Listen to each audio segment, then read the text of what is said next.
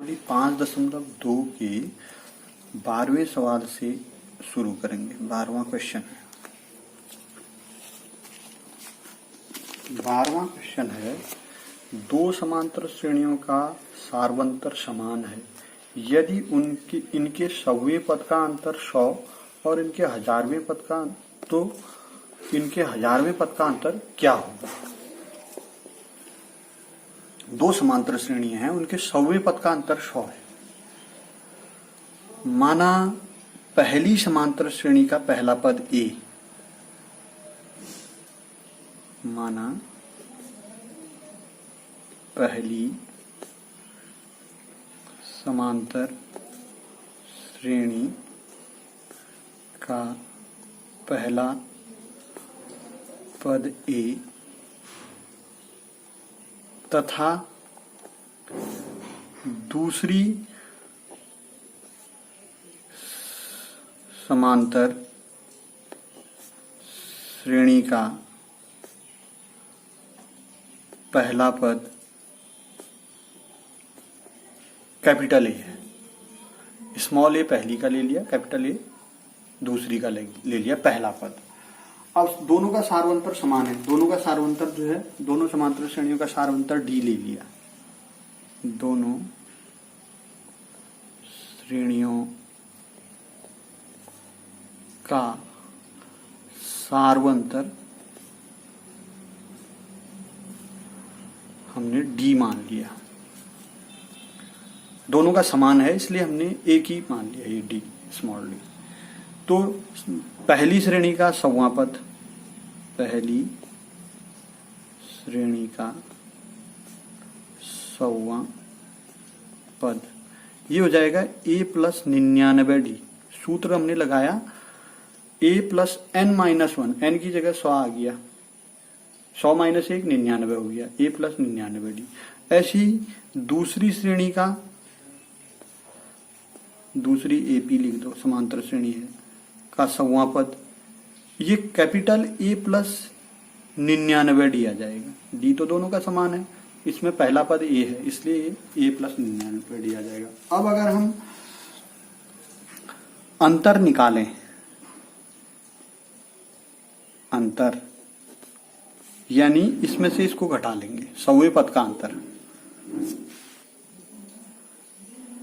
a + 99d minus a + 99d, ये कोष्ठ के अंदर रहेगा। फिर कोष्ठ खुलेगा ये वाला, a + 99d, कोष्ठ खुलेगा तो चिन्ह बदल जाएंगे, a - 99d, ये 99d + 99d से कैंसिल हो जाएगा, तो a - a अंतर आ गया अब आपका।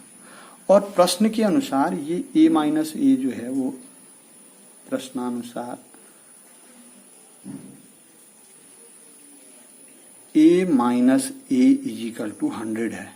100वें पद का अंतर जो है वो 100 है। हमने 100वें पद का अंतर यहां से a - a निकाल दिया। अब 1000वें पद का अंतर निकालते हैं।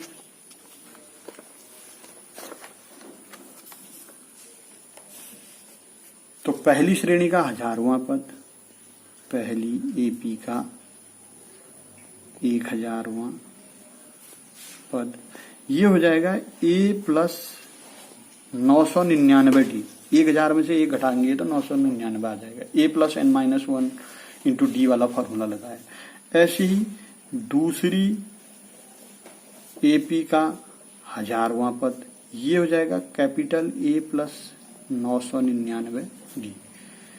अंतर अगर निकालेंगे तो a + 999d एक कोष्ठ में माइनस a + 999d दूसरे कोष्ठ में। जब इस कोष्ठ को खोलेंगे, बाहर से माइनस है तो चिन्ह बदल देंगे, a + 99d minus a - 999d, ये वाला कैंसिल हो जाएगा, a - a आ जाएगा, a - a। अभी आपने a - a का मान जो है यहां पर 100 देखा है, तो यहां पर भी a - a का मान, a - a बराबर यहां पर भी 100 हो गया। तो 1000वें पद का अंतर, 1000वें पद का अंतर 100 है, 100 ही रहेगा। ये 1000वें पद का अंतर वैसे a माइनस ए आया, लेकिन a माइनस ए हमने पहले देखा है वो 100 है, वो प्रश्न में भी दे रखा है। तो ये आपका 12वां प्रश्न होगा। अब इसके बाद 13वां प्रश्न, 3 अंकों वाली कितनी संख्याएं 7 से विभाज्य? 13वां प्रश्न, 3 अंकों वाली संख्याएं अगर हम देखेंगे तो 100 से स्टार्ट होती हैं। देखो 100, 101, 102, ये 3 अंकों वाली संख्या है।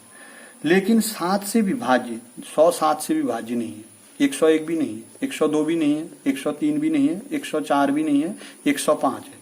यानी 7 से विभाज्य 3 अंकों वाली संख्या आपकी सबसे पहली संख्या 105 हो जाएगी, 105।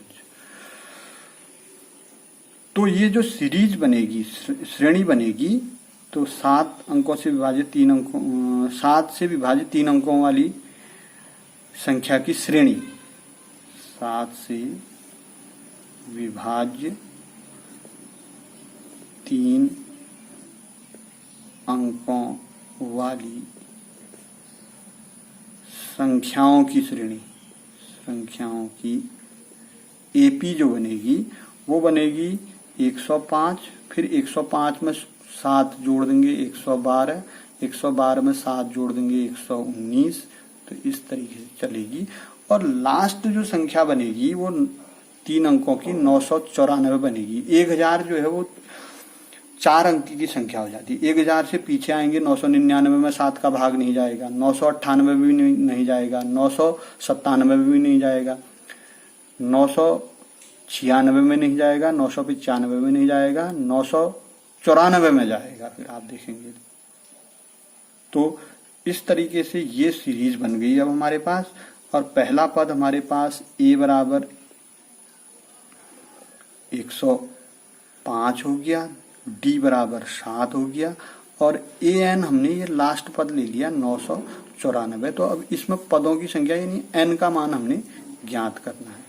तो हमारे पास ये फॉर्मूला है a plus n minus 1 into d बराबर ये an होता है। a की जगह में 105 रख देंगे, प्लस n की जगह हमें पता करनी है, d की जगह 7 रख देंगे, बराबर an की जगह 994 रख देंगे। 105 यहाँ से पक्षांतर करेंगे, 994 माइनस 105, 994 में से 105 घटाएंगे तो ये आ जाएगा 889। तो n माइनस 1 इंटू 7 बराबर 889 हो गया। अब जो है n माइनस 1 को इधर रखेंगे, 7 का पक्षांतर करेंगे, 889 बट्टे 7। तो ये हो जाएगा 7 से जब हम भाग देंगे तो 7 एकम 7, 7 दूनी 14, 4 बजेगा 49, 7 सत्ता 49, 127 आ गया n माइनस 1। तो n बराबर ये 1 को इधर ले आएंगे, अब 127 धन 1, तो ऋण था धन हो गया यहाँ जाकर के 128, यानी n का मान 128 हो गया। यानी 7 से विभाज्य 3 अंकों की संख्या है, 7 से विभाज्य 3 अंकों की संख्याएं हमारे पास 128 हैं।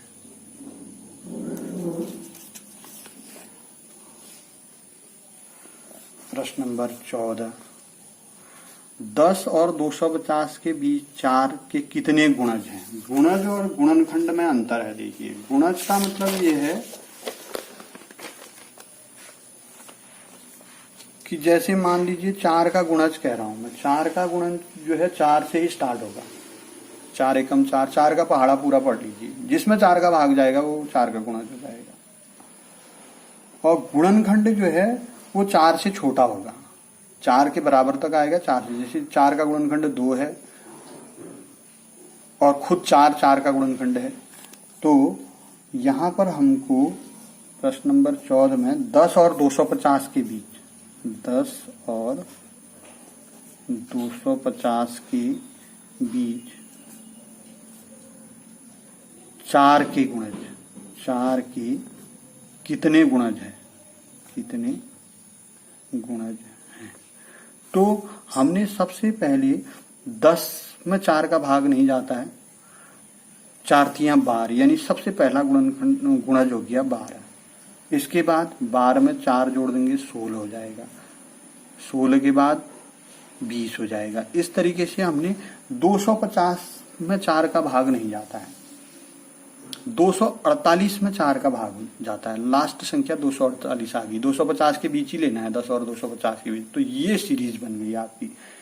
तो ये एपी है, ए बराबर 12 ले लिया, डी बराबर 4 हो गया, 16 में से 12 घटाएंगे 4, और ए एन बराबर 248 हो गया। एन का मान आपने ज्ञात करना है, इस एन को। तो आपने यही फॉर्मूला लगा लिया, a plus n minus 1 into d बराबर ए एन। ए की जगह 12 रख लिया, एन माइनस 1 ठीक है अपनी जगह में 4, डी की जगह 4, ए एन की जगह 248। अब 12 को पक्षांतर कर दो, एन माइनस 1 इंटू 4 बराबर 248 माइनस 12। तो यहां से 248 में से 12 घटाएंगे तो 236 एन माइनस 1 इंटू 4। अब 4 को पक्षांतर कर दो यहां से, एन माइनस 1 236 बट्टे 4, 4 पंचे 20, 4 नम 36, एन माइनस 1। अब 1 का पक्षांतर कर दो, 59 धन 1 यानी एन बराबर 60। तो 10 व 250 के बीच 4 के 60 ही गुणज हैं। इनको गिनेंगे हम तो ये यहां से लेकर के 248 तक 60 ही आएंगे।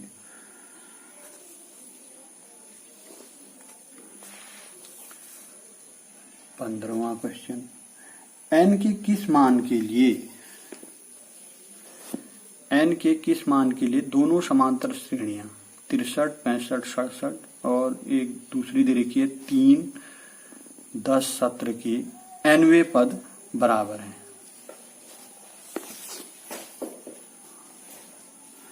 तो पहली समांतर श्रेणी हमारे पास है, पहली एपी हमारे पास है 63, 65, 67, 100। तो पहला पद ए बराबर इसका 63 हो गया, डी बराबर हम 65 में से 63 घटाएंगे तो 2 आ जाएगा, और एनवां पद अगर हम निकालेंगे, एनवां पद, तो ये निकलेगा a plus n minus 1 into d. A की जगह 63 रख देंगे, plus n minus 1 into d की जगह 2 रख देंगे। अच्छा, अब दूसरी एपी, इसको समीकरण 1 कर देंगे हम।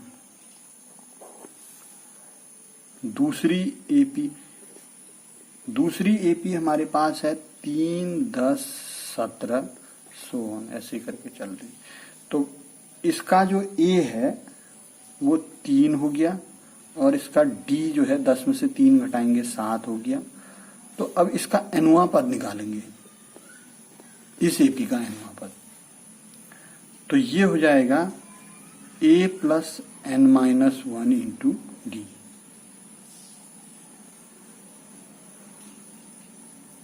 ए की जगह में 3 रख देंगे, plus n minus 1 into d की जगह में 7 रख देंगे।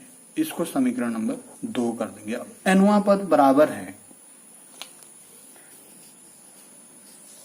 ये लिखा है, देखिए सवाल क्या है पहले फिर देख लीजिए। एन के किस मान के लिए इन दो श्रेणियों के एनवें पद बराबर होंगे, यानी एन का मान निकालना है हमें।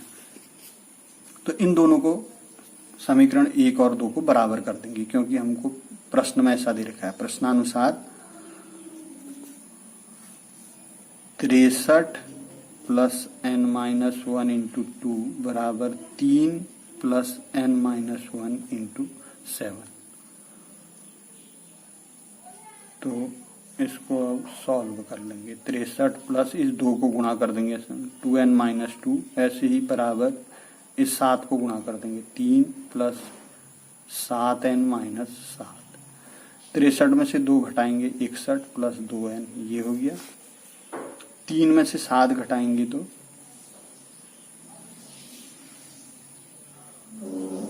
ऋण 4 धन 7n।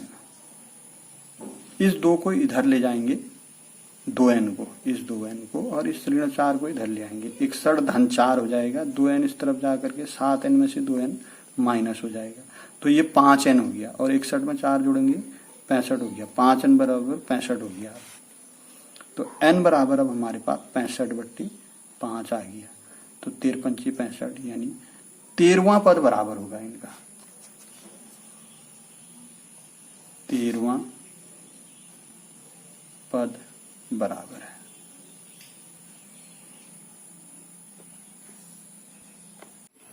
अब 16वां सवाल, वह एपी ज्ञात कीजिए जिसका तीसरा पद 16 और 7वां पद 5वें पद से 12 अधिक है। तीसरा पद 16 है,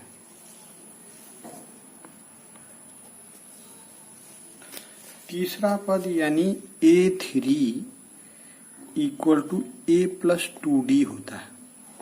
फॉर्मूला वही है, A plus n minus 1, n की जगह ये 3 आ गया, 3 माइनस 1 करेंगे तो 2 आ जाएगा, A प्लस 2D। तो तीसरा पद हमारे पास दिया है प्रश्न के अनुसार 16। प्रश्नानुसार A plus 2D equal to 16 दे दिया। समीकरण नंबर 1 कर दो इसको अभी। अच्छा, 7वां पद 5वें पद से 12 अधिक है, तो 7वां पद निकाल देते हैं। 7वां पद का मतलब हुआ A7। A7 हो जाएगा A प्लस 6D। 5वां पद निकालते हैं। 5वां पद यानी A5, A प्लस 4D। तो अब दिया है 7वां पद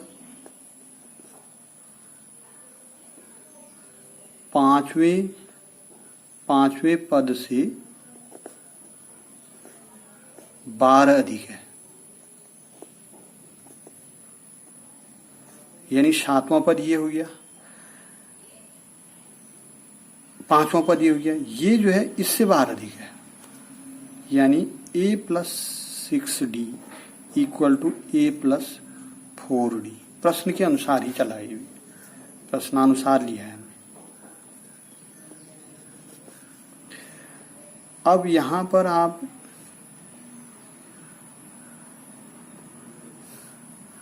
A से ये A कैंसिल हो जाएगा, 6D,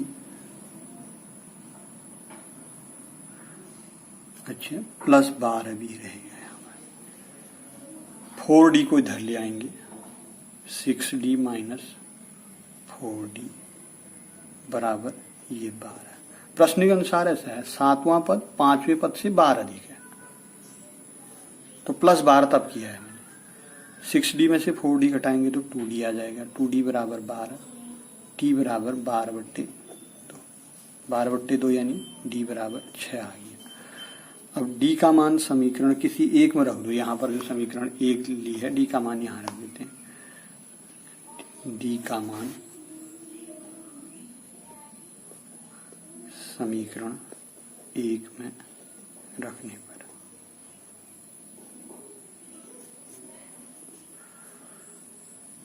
A प्लस 2D बराबर 16 दे रखा है समीकरण 1 में।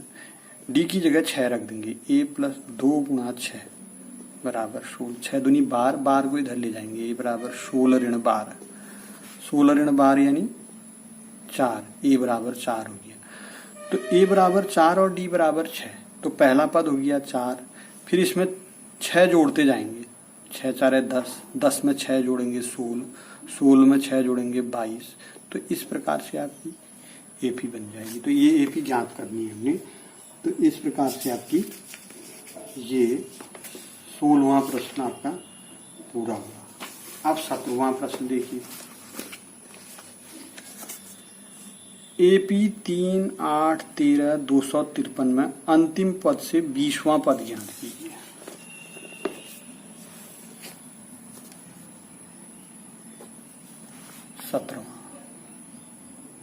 हमारे पास एपी है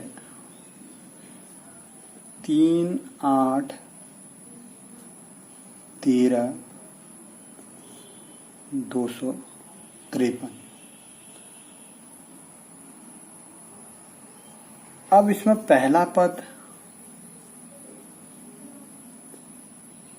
पद ए बराबर 3 हो गया और डी बराबर 8 ऋण 3 यानी 5 हो गया, सार्वंतर 5 हो गया।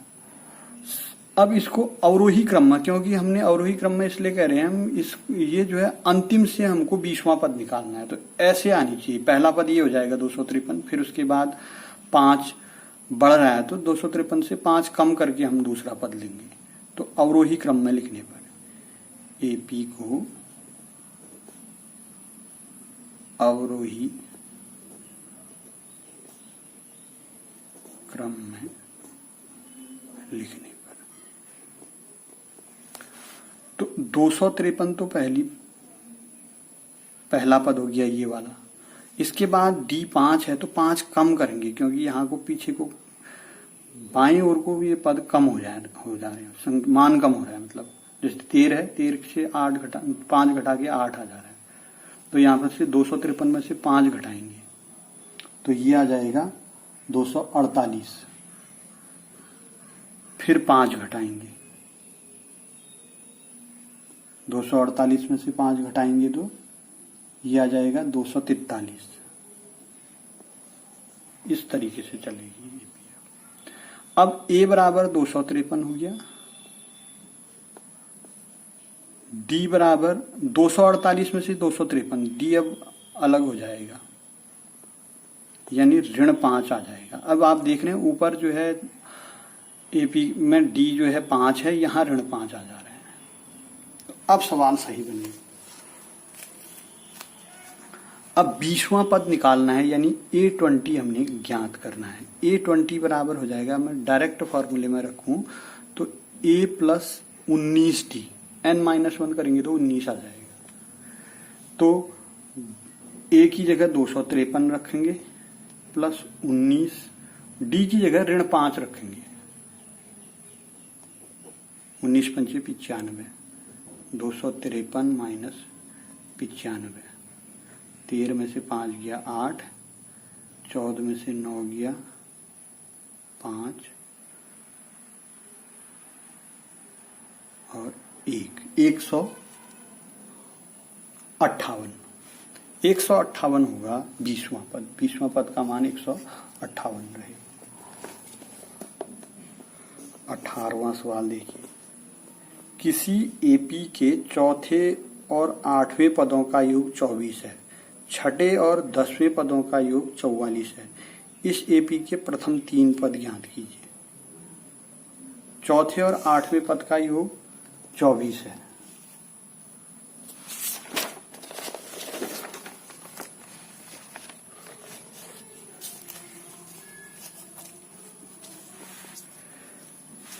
चौथा पद अगर हम निकालें A4, ये बनेगा A प्लस 3D, और 8वां पद अगर हम निकालें A8, ये बनेगा A प्लस 7D। तो चौथे और 8वें पद का योग 24 है, ऐसा दिया है।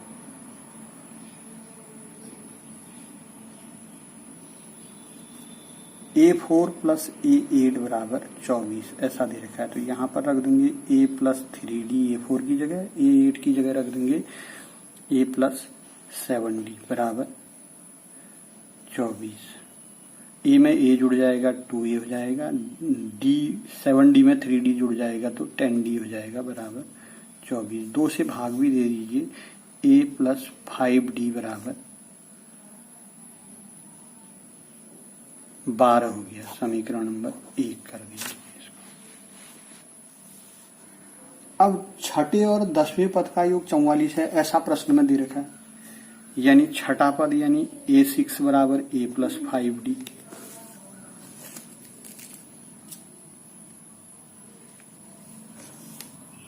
और 10वां पद मतलब a प्लस 9d। इन दोनों का योग a6 plus a10 is equal to 44। तो a6 की जगह रखेंगे हम a प्लस 5d, a10 की जगह रखेंगे हम a प्लस 9d बराबर 44। a में a जुड़ जाएगा 2a, 9 और 5 14, d बराबर 44। 2 से भाग दे देंगे, a प्लस 7d बराबर 22, समीकरण नंबर 2। अब समीकरण 1 और 2 को सॉल्व करेंगे। a प्लस 5d बराबर हमारे पास 12 है, ये समीकरण 1। घटाने पर ऐसा हम करेंगे, माइनस ए माइनस माइनस, ये कट गया। 7d में से 5d घट जाएगा तो 2d आ जाएगा। 22 में से 12 घटेगा तो 10 आ जाएगा। d बराबर 5 आ जाएगा। d का मान समीकरण 1 में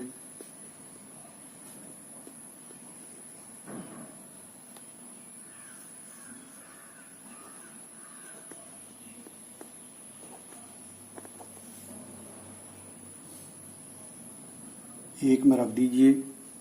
a प्लस 5d बराबर 12 है, एक a प्लस 5d की जगह 5 रख देंगे, 12, 5 से 25, 12 में से 25 को घटा देंगे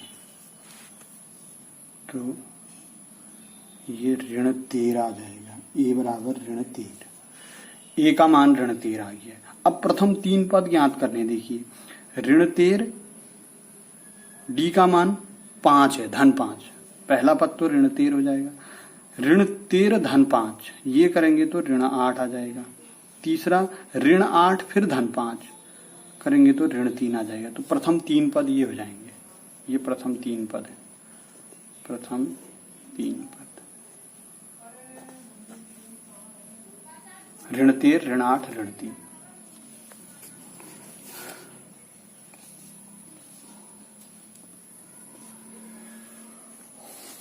19वां सवाल है, सुब्बा राव ने 1995 में 5,000 रुपये मासिक वेतन पर कार्य आरंभ किया और प्रत्येक वर्ष 200 की वेतन वृद्धि प्राप्त की। किस वर्ष उसका वेतन 7,000 रुपये हो जाएगा? तो बहुत आसान से इसको कर लेंगे हम।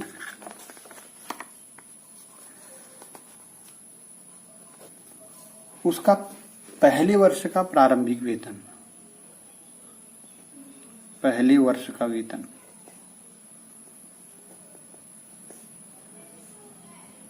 5,000 से स्टार्ट किया तो पहले वर्ष का 5,000 हो गया। फिर दूसरे वर्ष के अंत में वेतन, दूसरे वर्ष के अंत में वेतन, ये दूसरा पद हो गया। 200 रुपये की वृद्धि होगी यानी 5200 रुपया हो गया। ऐसे ही तीसरे वर्ष के अंत में वेतन, तीसरे वर्ष में वेतन, तीसरे वर्ष में वेतन, ये 5400 हो जाएगा।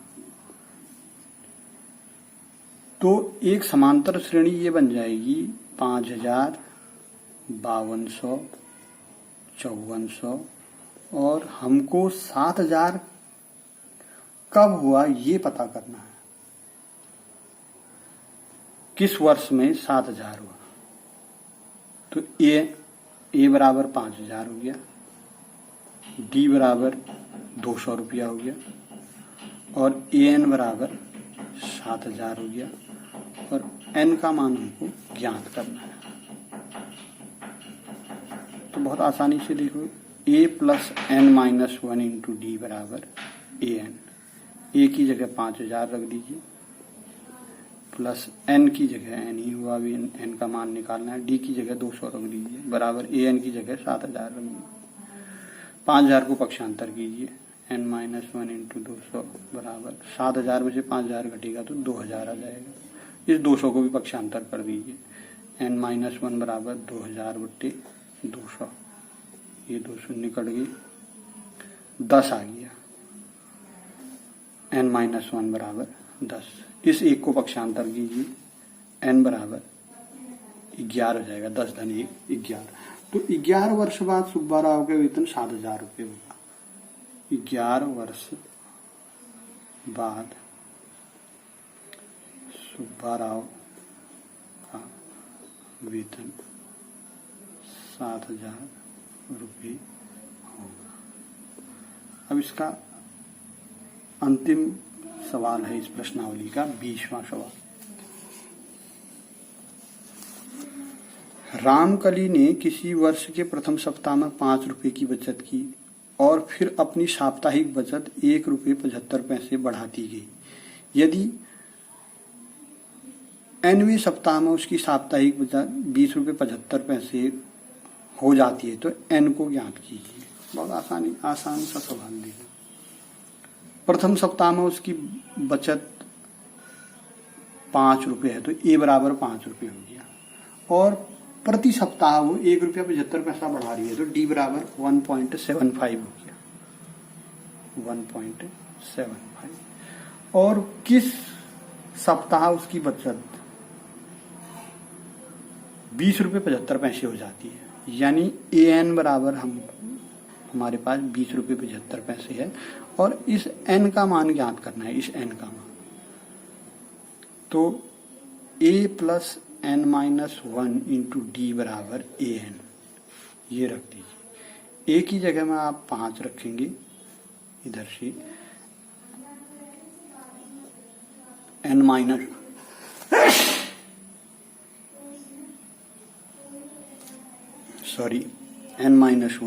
इंटू डी की जगह में 1.75 रखेंगे बराबर an की जगह 20.75 रखेंगे।